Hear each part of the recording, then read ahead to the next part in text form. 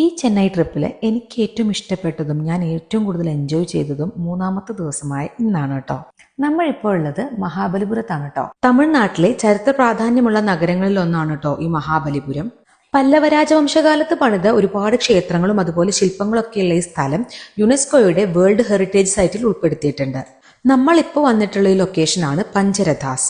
പഞ്ചപാണ്ഡവന്മാരുടെയും അതുപോലെ തന്നെ ദ്രൗപദിയുടെയും പേരുകളിലാണ് ഓരോ രഥങ്ങളും കൊത്തിയിട്ടുള്ളത്. ഇതെല്ലാം തന്നെ മോണോലിത്തിക് സ്ട്രക്ചേഴ്സ് ആണ് കേട്ടോ.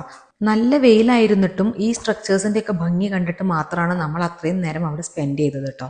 നമ്മൾ ഇന്ന് ഫുൾ കമ്മ്യൂട്ട് ഒരു ഓട്ടോയിലാണ്. ഒരു ഓട്ടോ ചേട്ടനാണ് നമ്മളെ 1 by 1 ആയിട്ട് ഓരോ ലൊക്കേഷനിലും കൊണ്ട് കാണിക്കാമെന്ന് പറഞ്ഞിട്ടുള്ളത്. ഇവിടെ എവിടെ നോക്കിയാലും ഇതുപോലെ പുരാതനമായ ക്ഷേത്രങ്ങളും അതുപോലെ ശില്പങ്ങളും മാത്രമാണ് കേട്ടോ കാണാൻ പറ്റുക.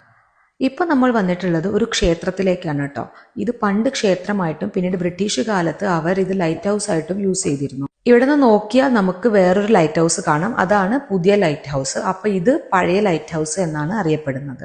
അത്യാവശ്യത്തിൽ നല്ല ഉയരത്തായതുകൊണ്ട് തന്നെ ബംഗാൾ ഉൾക്കടലൊക്കെ കൃത്യമായിട്ട് ഇതിന്റെ മുകളിൽ നിന്ന് നോക്കിയാൽ കാണാൻ പറ്റും. ഒരുപാട് നടന്നാലും തീരാത്ത അത്രയും കാഴ്ചകളാണ് കേട്ടോ ഈ ഒരു ഏരിയയിലുള്ളത്. ലൈറ്റ് ഹൗസിനോട് ചേർന്നിട്ടുള്ള ഈ ടെമ്പിളില് ദശാവതാരവും അതുപോലെ തന്നെ അനന്തശയനവും ഒക്കെ കല്ലിൽ വൃത്തിയായി കുത്തിവെച്ചിട്ടുണ്ട്. നല്ല വെയിലിൽ നിന്ന് വന്നതുകൊണ്ട് തന്നെ നല്ല ക്ഷീണം കാരണം നമ്മൾ കുറച്ചു നേരം ഇവിടെ ഇരിക്കേണ്ടായി. പുറത്ത് അത്രയും തിളച്ച വെയിലാണെങ്കിലും ഈ അകത്ത് നല്ല തണുപ്പും അതുപോലെ തന്നെ വളരെ കാമായിട്ടുള്ള ഒരു പീസ്ഫുൾ ആയിട്ടുള്ള ഒരു അറ്റ്മോസ്ഫിയർ ആയിരുന്നു കേട്ടോ.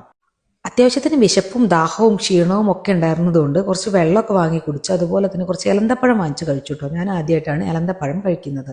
അർജുനന്റെ കഠിന തപസ്സിനെയും ഗംഗയുടെ ഭൂമിയിലേക്കുള്ള പ്രവാഹത്തെയും ആലേഖനം ചെയ്തിട്ടുള്ള ഈ ശിലാചിത്രത്തിന്റെ പേരാണ് കേട്ടോ അർജുനന്റെ തപസ്യ. വളരെ വിചിത്രമായിട്ടുള്ള ഒരു സ്റ്റോൺ ആണിത് കേട്ടോ. ഇതിന്റെ പേരാണ് കൃഷ്ണാസ് ബട്ടർ സ്റ്റോൺ. ഇപ്പോൾ തെന്നി താഴെ വീഴുമെന്ന പാകത്തിനാണ് ഈ കല്ല് നിൽക്കുന്നതെങ്കിലും ഇത് ഇത്രയും കാലമായിട്ട് അനങ്ങിയിട്ടില്ല എന്നുള്ളതാണ് ചരിത്രം. പല്ലവ വംശകാലം മുതൽ ഇതിന്റെ സ്ഥാനത്തിന് ഇതുവരെ മാറ്റം സംഭവിച്ചിട്ടില്ല. ബ്രിട്ടീഷ് കാലത്ത് അവർ അതിനെ നീക്കാൻ ഒരുപാട് ശ്രമങ്ങൾ നടത്തിയിട്ടുണ്ടെങ്കിലും അതിന് സാധിച്ചിട്ടില്ല എന്നാണ് പറയപ്പെടുന്നത്. പല്ലവ രാജവംശകാലത്ത് ഉണ്ടാക്കിയിട്ടുണ്ടായിരുന്ന ഒരുപാട് ചരിത്രത്തിന്റെ അവശേഷിപ്പുകൾ ഇവിടെ ഉണ്ട് കേട്ടോ. എല്ലാം ഓടി നടന്നൊന്ന് കണ്ടെന്ന് വരുത്താൻ മാത്രമേ നമുക്കൊരു ദിവസം കൊണ്ട് സാധിക്കുകയുള്ളൂ. ലാസ്റ്റ് ആയിട്ട് നമ്മൾ വന്നിട്ടുണ്ടായിരുന്നത് ഷോർ ടെമ്പിളിലാണ് കേട്ടോ. ഈ ബേ ഓഫ് ബംഗാളിന്റെ തീരത്ത് സ്ഥിതി ചെയ്യുന്ന ഈ ഷോർ ടെമ്പിൾ എന്ന് പറയുന്നത് വളരെ മനോഹരമായിട്ടുള്ള ഒരു ടെമ്പിളാണ്. സൂര്യൻ അസ്തമിക്കുന്ന സമയത്തുള്ള ഈ ഷോർ ടെമ്പിളിന്റെ വ്യൂ തന്നെയായിരുന്നു കേട്ടോ ഇന്ന് ഞാൻ കണ്ടതിൽ വെച്ച് ഏറ്റവും മനോഹരമായ കാഴ്ച. ഒരുപാട് മനോഹരമായ കാഴ്ചകളുമായിട്ടാണ് കേട്ടോ ഇന്നത്തെ ദിവസം നമ്മൾ വൈൻഡപ്പ് ചെയ്യുന്നത്.